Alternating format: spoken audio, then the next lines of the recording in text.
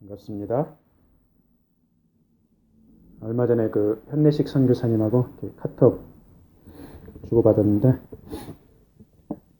현 선교사님이 전기가 안 들어오는 그 사역지를 며칠 다녀오셨더라고요.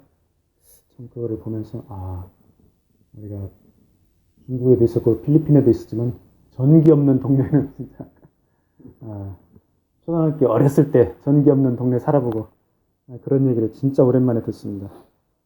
그 전기 없는 곳에서 어떻게 사역을 했을까? 성령께서 인도해 주시고 먼저 믿은 형제들이 함께 있기 때문에 가능한 걸로 믿습니다.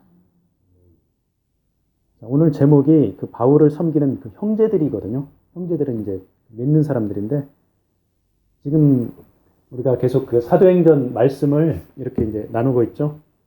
이제 바울의 2차 그 선교 여행 그 과정입니다. 사도 바울이 환상을 보고 마게도니아 지역으로 건너갔죠. 마게도니아 지역이 유럽입니다. 환상을 본 것은 이제 아시아 지역이고, 환상을 보고 가서 마게도니아에 가서 매도 맞고 감옥에도 갇히고 온갖 고초를 겪었지만은 열매를 많이 맺었죠. 빌립보에 가서 빌립보 교회를 세웠죠. 데살로니가에 가서 데살로니가 교회를 세웠습니다. 오늘 우리가 이제 나눌 말씀은 이제 베르야 지역인데, 베르야 지역에서도 열매 맺고 교회를 세웠습니다. 이러한 열매가 어떻게 나왔습니까? 사도 바울의 헌신과 열정, 그리고 동역자들의 섬김이 있었죠. 함께한 실라, 디모데, 그리고 의사 누가, 이러한 그 선교팀이 합력을 해서 선을 이룬 것이죠. 이 동역자 중에 실라는 누굽니까? 실라는 예루살렘 교회의 대표 사절단으로 안디옥 교회에 갔었죠. 거기서 이제 사도 바울과 함께 말씀 사역을 했죠. 그리고 이제 동역자 나오는 디모데는 누굽니까? 디모데는 아비가 헬라인이고 어미가 유대인이죠. 그래서 이 디모데는 사도 바울 그 선교팀에서 헬라 사람들을 전도하는데 쓰임을 받지 않았을까, 이렇게 생각을 해봅니다. 그리고 이제 우리가 사도행전 16장을 읽으면은 우리라는 표현이 나와요. 우리.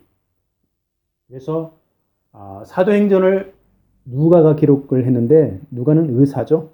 그래서 16장에서는 이 의사인 누가가 사도 바울의 그 선교팀에 합류를 해가지고 같이 이제 의료 선교 사역도 함께 했을 것이다. 이렇게 짐작을 할 수가 있죠. 그래서 사도 바울의 선교팀, 실라, 디모데, 누가, 이런 그 동역자들이 함께 힘을 합쳐서 그런 열매를 맺은 것이죠. 그런데 사도행전 그 16장 40절 제일 마지막 절에 보면은 이런 표현이 나오죠. 두 사람이 감옥에서 나와서 루디아의 집에 들어가서 형제들을 만났다는 표현이 나옵니다. 그래서 위로하고 가니라. 그 형제들이 NIV 성경에 보면은 brothers and sisters, 형제 자매들, 이렇게 영어로는 번역을 해놨습니다. 사도 바울이 강가에서 만나서 전도한 여자 사업가 루디아죠. 이 루디아가 빌립보 교회의 핵심 멤버가 됐을 것입니다. 이제 복음을 듣고 주님을 영접한 믿음의 지체들이 모임을 가졌겠죠. 그래서 빌립보 교회가 된 것이죠. 이 사업가 루디아는 자신의 가정을 교회에 헌신해서 모임의 장소로 제공을 한 것이죠. 사도 바울 일행은 매맞고 감옥에 갇혀가면서 전도한 그런 믿음의 형제 자매들을 만나 그들을 위로하는 것을 잊지 않습니다. 이런 그 형제들이라는 단어가 17장에도 나옵니다. 6절, 10절, 14절에 이렇게 나오는데, 여기에서는 그 believers, 믿는 자들이라고 이렇게 나오죠. 그만큼 믿는 자들이 늘어나면서 교회가 자리를 잡기 시작한 것이죠. 그래서 오늘은 이 형제들의 섬김, 형제들의 섬김에 대해서 한번 말씀을 나누기를 원합니다. 자, 17장 6절에 보면은 야순과 형제들이 사도 바울 일행에게 숙소를 제공해주고 유대인들에게 끌려가서 곤욕을 치르죠. 그리고 이제 10절과 14절에도 이런 그 형제들 이야기가 나옵니다. believers, 믿는 자들. 데살로니가에서 상당수의 열매들을 얻었지만은 거기에서 이제 시기하는 유대인들로 인해서 더 이상 전도하기가 힘들어지자 사도 바울 일행은 거기를 떠날 수밖에 없는 그런 처지가 됐죠. 그래서 오늘 17장 10절로부터 쭉 읽었는데 10절에 보면은 밤에 형제들이 이렇게 형제들이로 주어가 시작합니다. 바울과 실라를 베레아로 보내니 그들이 이르러 유대인의 회당에 들어가니라. 자, 17장의 이 첫 부분을 보면은 데살로니가에 들어간 게 누굽니까? 사도 바울 일행이 주도적으로 들어갔죠. 그래서 맨 땅에 헤딩하듯이 전도를 했죠. 그런데 10절에 보니까 이제는 형제들이 보냄을 받아서 사도 바울 일행이 나가죠. 그래서 주어가 바뀝니다. 주어가 바울 일행에서 형제들로 바뀌죠. 1절에서는 주어가 사도 바울 일행이고 10절에서는 주어가 형제들입니다. 즉 바울 일행을 보살펴주고 섬겨주고 전송까지 해주는 그런 형제들이 된 것이죠. 사도 바울이 데살로니가에 머문 기간이 최소한 3주 이상이죠. 새 안식일을 성경으로 강론을 했으니까 그보다 더 머물렀을 것입니다. 그래서 아마도 몇 달 정도를 머무르지 않았을까. 그렇게 긴 세월은 아니죠. 이 기간 동안 예수 그리스도를 영접하고 숙소를 제공하고 끌려가고 보석금까지 물고 이런 사람들이 누굽니까? 데살로니가의 새 성도들입니다. 초신자들입니다. 이 초신자들이 보니까 자기들도 고생하고 사도 바울도 고생하고 다들 힘들고 어렵게 고생을 합니다. 그러니까 어떻게 보면 마음이 약해져 가지고 믿음을 포기하고 싶은 그런 상황에 도달했을지도 모릅니다. 그런데도 이들은 바울 일행을 나몰라라 하지 않고 들키지 않도록 밤에 안전하게 베르야로 이렇게 보내주죠. 야손과 그 형제들이 풀려날 때 보석금을 지불한 것도 이 초신자들이죠. 이런 과정들을 보면은 이런 믿는 자들이 서로 합력한 것, 이런 것들이 보이죠. 자, 밤에 보면은 밤에 보냈죠. 군사 작전 하듯이 조용하고 신속하게 밤 시간을 이용해 가지고 사도 바울 일행을 보내면서 합심해서 여비도 좀 주고 그다음에 먹을 것도 이렇게 챙겨 주었을 것입니다. 이렇게 어떻게 이렇게 초신자들이 헌신적으로 사도 바울 일행을 섬기는 게 가능했겠습니까? 진리의 복음을 듣고 성령에 충만했기 때문이죠. 이런 데살로니가 교인들의 믿음을 사도 바울이 데살로니가 전서에서 이렇게 칭찬을 해줍니다. 데살로니가 전서 1장 3절로부터 8절 말씀을 우리 성경을 보고 한번 같이 좀 살펴보겠습니다. 데살로니가 전서 1장 3절로부터 8절까지. 데살로니가 성도들의 믿음이 얼마나 소중한지 사도 바울이 여기서 밝히 보여주고 있습니다. 데살로니가 전서 1장 3절 너희의 믿음의 역사와 사랑의 수고와 우리 주 예수 그리스도에 대한 소망의 인내를 우리 하나님 아버지 앞에서 끊임없이 기억하며 여기에 보면 믿음, 소망, 사랑이 다 나오죠. 믿음에는 역사가 따릅니다. 사랑에는 수고가 함께합니다. 소망에는 인내가 필요합니다. 그래서 사도 바울이 데살로니가 이 교인들의 그런 믿음, 소망, 사랑을 칭찬하는데 특별히 사랑에는 수고가 뒤따라야 된다 이렇게 말씀하죠. 그래서 이 새로 믿은 데살로니가 교회의 초신자들, 성도들 얼마나 그 마음에 사랑이 넘쳤으면 사도 바울이 이렇게 칭찬을 해줬겠습니까? 4절 말씀해 보니까 하나님의 사랑하심을 받은 형제들아 너희를 택하심을 아노라. 이는 우리 복음이 너희에게 말로만 이른 것이 아니라 또한 능력과 성령과 큰 확신으로 된 것입니다. 우리가 너희 가운데서 너희를 위하여 어떤 사람이 된 것은 너희가 아는 바와 같으니라.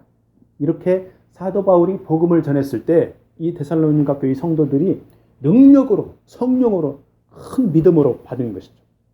그래서 6절에 보면은 너희는 많은 환난 가운데서 성령의 기쁨으로 말씀을 받아 우리와 주를 본받은 자가 되었으니. 그래서 읍장한테 끌려가고, 그 다음에 벌금 물고 얼마나 고초를 겪었습니까? 그런 환난이 있었지만은 성령께서 주시는 기쁨 가운데서 하나님을 말씀을 받은 것이죠. 그래서 7절에 그러므로 너희가 마게도니아와 아가야에 있는 모든 믿는 자의 본이 되었느니라. 믿는 사람들의 본이 되었습니다. 그 마게도니아 아가야는 그쪽에 그 유럽 지역이죠. 그 유럽의 그 넓은 지역 마게도니아 지역에서 믿는 자들의 본이 되었습니다. 바로 데살로니가 이 성도들이 이렇게 본이 된 거죠. 주의 말씀이 너희에게로부터 마게도냐와 아가야에만 들릴 뿐이 아니라 하나님을 향하는 너희의 믿음의 소문이 각처에 퍼졌으므로 그 넓은 지역에 퍼졌습니다. 우리는 아무 말도 할 것이 없느라. 사도 바울이 이렇게 데살로니가 교인들을 칭찬을 해주죠. 그래서 사도행전 17장 10절에 보니까 이렇게 칭찬받은 성도들이 행동에 나선 거죠. 사도 바울과 그 일행들을 밤 시간에 이렇게 보낸 것을 보면은 이러한 칭찬 받을 만도 하죠. 그래서 복음의 동역자들이 곤란에 처했을 때 철저하게 도와주고 섬기는 그런 마음들을 여러분과 제가 본받기를 원합니다. 자, 사도행전 17장 11절로 다시 되돌아옵니다. 베레아에 있는 사람들은 데살로니가에 있는 사람들보다 더 너그러워서 간절한 마음으로 말씀을 받고 이것이 그러한가 하여 날마다 성경을 상고함으로 그 중에 믿는 사람이 많고 또 헬라의 귀부인과 남자가 적지 아니하냐. 자, 데살로니가 형제들의 도움으로 베레아에 온 바울 이 관행대로 유대인의 회당에 들어가 복음을 전합니다.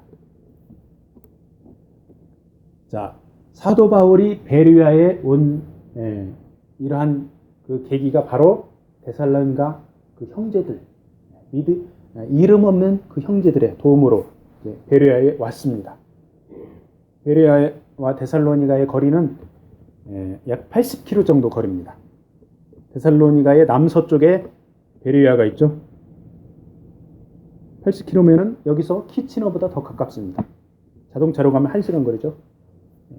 근데 당시에는 일행이 몇 명 안 되고 짐도 있고 걸어가고 나귀가 있으면 나귀를 타고 가야 되죠. 몇 명은 걸어가고 몇 명은 나귀에다 짐도 싣고 이렇게 밤새도록 여행을 했을 것입니다. 바울과 실라, 디모데 그리고 더 있을지 모르는 그 일행들 밤새도록 걷고 또 걸어서 달빛도 보고 별빛도 보고 여행을 하면서 어떤 생각을 했을까요? 데살로니가에서 쫓기듯이 황급히 나왔지만 이들의 마음속에는 데살로니가의 새로 믿은 형제들, 자매들 그들이 베풀어준 따스한 사랑을 기억하면서 아마 눈물을 흘리면서 걸었을 것입니다. 걷다가 힘들면은 나무 아래 멈춰서 쉬면서 데살로니가의 형제 야손이 우리를 위해서 벌금을 내줬지. 그 누구누구 아무개 자매가 이 음식을 만들어줬지. 음식도 먹으면서 이렇게 함께 나누면서 그리고 하나님 앞에 감사의 기도도 했을 것입니다. 하나님, 저 소동을 일으킨 유대인들을 막아주세요. 이런 감사 기도도 하고 감사의 찬양도 하고 이렇게 했을 것입니다. 이렇게 해서 사도 바울 일행이 밤새도록 걷고 또 걸어서 베레아에 도착을 했죠. 80km 얼마나 시간이 걸렸을까요? 아마도 하루 이상은 걸렸을 것입니다. 자, 이 사도 바울 일행이 그렇게 힘든 여정을 감당할 수 있었던 것은 바로 주님이 주시는 능력 때문이죠. 그리고 새로 믿은 사람들이 보여주는 그 사랑, 그 사랑의 수고, 그 새로 믿은 형제 자매들을 생각하면서 참 세상이 줄 수 없는 기쁨, 그 기쁨으로 위로를 받았겠죠. 이렇게 어렵사리 베레아에 도착을 했는데 하나님께서 들을 귀 있는 사람들을 예비를 해주셨습니다. 육신은 고단하지만 유대인의 회당으로 곧장 달려갑니다. 그래서 또 복음을 전합니다. 마치 베드로와 사도들이 감옥에서 이제 천사들이 풀어줬죠. 새벽같이 어디로 달려갑니까? 베드로와 사도들이 성전으로 가서 복음을 전하죠. 자, 이 베드로와 사도들처럼 사도 바울 일행도 곧장 유대인의 회당으로 갑니다. 왜 이렇게 성급하게 유대인의 회당으로 갑니까? 아마도 저 데살로니가에서 그렇게 괴롭혔던 유대인들이 혹시 여기까지 쫓아올지도 모르겠다. 이런 생각을 했을지도 모르죠. 그래서 열심히 복음을 전하고 베레아의 길이 막히면 또 다른 곳으로 가리라. 이런 생각도 했을 것입니다. 자, 베레아에서 복음을 전하는데 보니까 베레아에 있는 유대인들, 이방인들, 그 회당에서 복음을 듣는 사람들이 너그럽고 신사적입니다. 회당이니까 당연히 유대인이 있었을 것이고 개종한 이방인들이 유대인들한테 구약 성경을 좀 배워서 어느 정도 구약을 알았을 것입니다. 이 사람들이 너그럽고 신사적이어서 말씀을 받는데 간절한 마음으로 받습니다. 그리고 이 성경 말씀이 진짜 그러한가? 구약 성경과 사도 바울의 말씀을 대조를 합니다. 영어 성경에는 examine 이렇게 표현을 해놨습니다. 그래서 이 말씀이 그렇네, 그렇구나, 아멘, 아멘 하면서 말씀을 받아들이죠. 그래서 말씀을 전하는 사도 바울이 얼마나 신이 났겠어요. 지치고 힘든데 이 베레아 사람들이 너그럽게 말씀을 받아주고 아멘 아멘 하고 유대인뿐 아니라 헬라의 귀부인들, 남자들 많은 사람이 믿는 그런 역사가 일어났습니다. 그래서 사도 바울 일행이 신이 나고 힘을 얻었을 것입니다. 이 베레아 사람들은 오늘 우리 크리스찬들에게 교양 있는 성품을 가지라 이런 메시지를 전해주고 있죠. 자, 요새 사람들 좀 이렇게 참지 못하는 성격 있죠? 껐떡하면 그냥 욱하고 성질을 부리죠. 특별히 한국 사람들이 그런 욱하는 성격, 사소한 것도 보복을 하고 막 그러죠. 그래서 좀 사람들이 우스갯소리를 하죠. 한국의 총기 소지가 자유화되면은 한국의 인구가 절반은 줄어들 것이다. 자, 근데 일반인들도 그렇지만 그리스도인들은 참 너그러워야 됩니다. 왜 너그러워야 됩니까? 바로 우리의 스승 예수님께서 서로 사랑하라 말씀했죠. 오래 참으라 말씀했죠. 우리 그리스도인들은 욱하는 성질대로 하지 말고 참고 너그러워야 되죠. 그리스도인들이 회사에서 일할 때, 사회에서, 학교에서, 이웃들 간에 이렇게 행할 때 그 사람이 도대체 믿는 사람인지 안 믿는 사람인지 구분이 됩니까? 어떤 사람은 구분이 되고 어떤 사람은 구분이 안 되죠. 그리스도인의 성품이 주일날뿐 아니라 평일에도 이렇게 사회에서, 학교에서 드러나야 되겠죠. 우리의 성품이 그리스도를 닮아가면 그것이 바로 하나님께 영광을 돌리는 것이죠.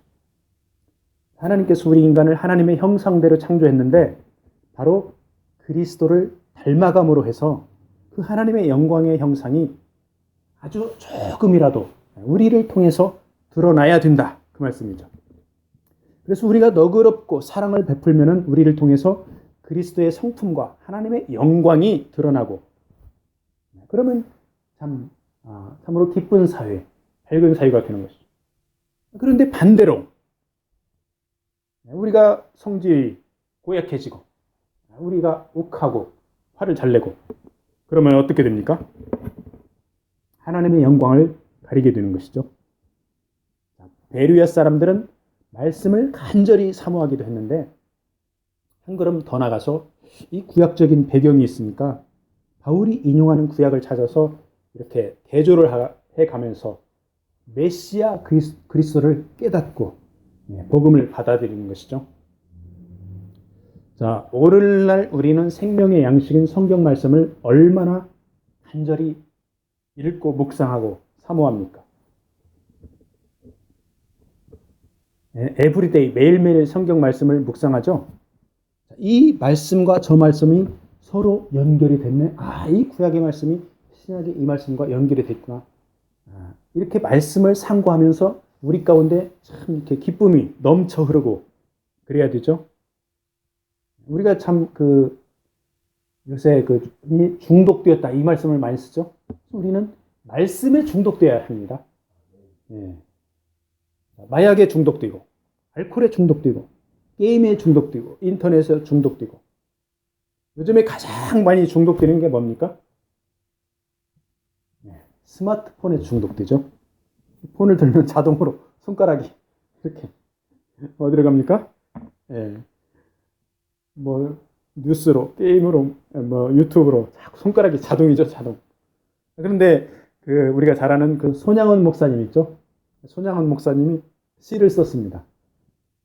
예수 중독자 시를 썼더라고요. 제가 한번 읽어드릴게요. 나 예수 중독자 되어야 하겠다. 술 중독자는 술로만 살다가 술로 인해 죽게 되는 것이고 아편 중독자는 아편으로 살다가 아편으로 인해 죽게 되나니 우리도 예수의 중독자 되어 예수로 살다가 예수로 죽자. 우리의 전생활과 생명을 주님 위에 살면 주같이 부활된다. 주의 종이니 주만 위해 일하는 자 되고 내일 되지 않게 하자. 이렇게 손양원 목사님이 예수 중독자 시를 썼습니다. 자, 예수 중독자 되는 길은 아주 조그만 데서부터 시작할 수 있습니다. 스마트폰을 들었다 하면은 뉴스, 유튜브로 자동적으로 손가락이 가는데 예수 중독자 된 사람들은 스마트폰을 들었다 하면 성경 앱으로 손가락을 올리기 바랍니다. 혼자 하기 힘들어요. 옆 사람하고 같이 하면 됩니다. 옆 사람하고 약속을 하면 됩니다. 그리고 옆 사람이 손가락 올리면 쳐다보고 권면하고 위로해주면 됩니다. 형제님, 자매님, 오늘 손가락 어디에 올렸습니까? 말씀에 올렸습니다. 서로 이렇게 위로를 해주면 됩니다. 그래서 베르야 사람들처럼 간절히 말씀을 사모하고 성경을 찾아보고 말씀에 중독되어서 생명 되신 주님과 교제하기를 바랍니다. 아멘. 13절 데살로니가에 있는 유대인들은 바울이 하나님의 말씀을 베르야에서도 전하는 줄을 알고 거기도 가서 무리를 움직여 소동하게 하거늘 형제들이 곧 바울을 내보내어 바다까지 가게 하되 실라와 디모데는 아직 거기 머물더라. 자, 베르야 사람들이 이렇게 복음을 많이 받아들이는데 드디어 이 소식이 데살로니가 유대인들, 그 고약한 유대인들에게 귀에 들어갔습니다. 그래서 이 고약한 유대인들이 데살로니가에서 하던 대로 시기심이 발동했습니다. 그 먼 거리를 쫓아옵니다. 80km 그 먼 거리를 쫓아가서 무리를 선동을 해가지고 또 소동을 일으킵니다. 그런데 데살로니가에서 이름 없는 형제들이 사도 바울을 도와서 베르야로 보냈듯이 베르야에서도 이름 없는 형제들이 이 소동을 일으키는 유대인들에게서 이 사도 바울 일행을 보호해 줍니다. 지켜줍니다. 그리고 어떻게 합니까? 사도 바울 일행을 바닷가 항구로 보내줍니다. 자, 복음을 영접한 상당수 형제들이 사도 바울을 이렇게 도와주고 있는 것이죠. 바울은 보내지만은 실라와 디모데는 베르야에 남겨줍니다. 그리고 일부 형제들은 이 사도 바울이 아테네까지 가는데 거기까지 동행을 해주고 에스코트를 해주죠. 데살로니가에서처럼 베르야에서도 결코 길지 않은 오랜 세월이 아닙니다. 이 짧은 세월 동안 초신자들의 믿음이 세워지고 헌신적으로 바울 일행을 섬긴 것이죠. 이 베르야에서 선교사가 나왔습니다. 사도행전 20장 4절에 보면 아시아까지 함께 가는 자는 베르야 사람 두로의 아들 소바도, 데살로니가 사람 아리스다고와 몇 명, 이렇게 사도 바울의 선교팀이 아시아로 선교 여행을 가는데 베르야와 데살로니가에서 동행하는 그런 선교팀, 선교사가 나온 것이죠. 자,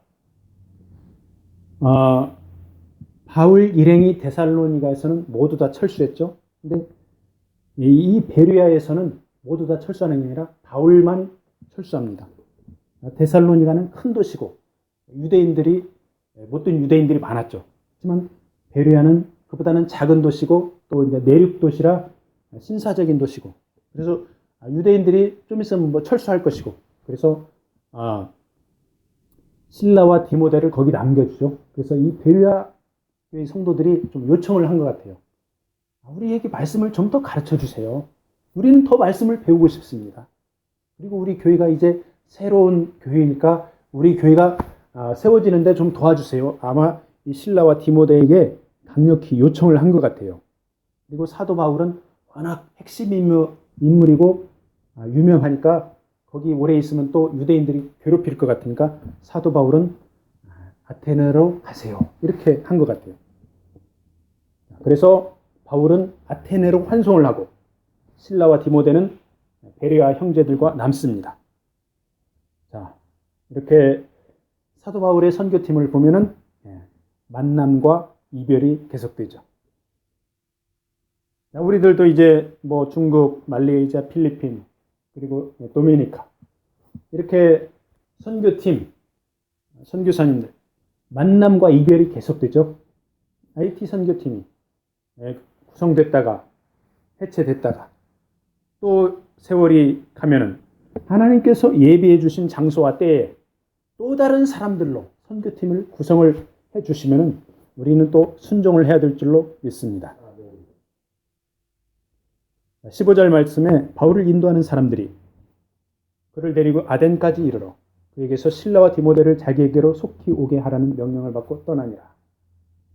자, 베리아의 형제들은 성품도 좋고 섬김도 대단하죠.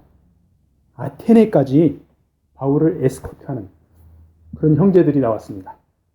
베리아에서 아테네까지 거리가 약 500km 안팎입니다. 배로 가든지 육로로 가든지 왕복하려면 한 달 가까운 그런 세월이 걸리죠. 시간만 걸립니까? 막대한 돈도 들어갑니다. 그리고 위험도 감수해야 되죠. 이렇게 한 달 안팎 걸리는 그 거리를 사도 바울을 에스코트해서 함께 갑니다. 그것도 인재 믿은 초신자들이. 자, 14절 말씀에 바다까지 가게 한 걸로 보아 아마 육로로 가지 않고 배를 타고 갔을 걸로 예상이 됩니다. 베리아 형제들이 바울을 만난 지 얼마나 됐다고 이렇게 헌신적으로 나섭니까? 예수 그리스도의 보혈로 형제 사랑으로 연결돼서 이런 헌신이 가능했을 것입니다. 이 형제들은 아테네에 바울이 도착하자 실라와 디모데를 속히 보내라는 그런 바울의 명을 받고 곧 베르야로 되돌아갑니다. 아테네까지 바울을 에스코트하는 이 자신들의 미션, 이 미션을 무사히 완수하고 또 다른 미션을 가지고 고향으로 되돌아가는 것이죠. 바울을 에스코트한 형제들 이름이 성경에 나와 있지 않습니다. 오늘날로 말하면 선교사를 지원하는 단기 선교팀 내지는 보조 선교 업무를 수행했다고 봐야 되죠. 이러한 이름 없는 형제들의 헌신이 있었기 때문에 바울 일행이 무사히 아테네에 도착을 했습니다. 그래서 세계 최고의 문화도시, 철학도시 아테네에 가서 복음을 전하게 된 것이죠. 이 형제들의 이름은 기록이 안 되었지만은 그들의 행적은 성경에 나와 있죠. 오늘날도 우리의 행적을 하나님께서 다 보고 계신 줄로 믿습니다.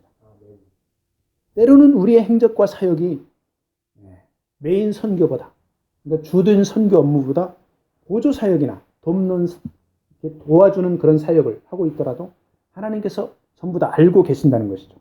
그래서 우리의 조그만 기도, 조그만 섬김, 조그만 후원, 이러한 행적들이 쌓이고 쌓여서 하나님 나라가 확장되는 줄로 믿습니다.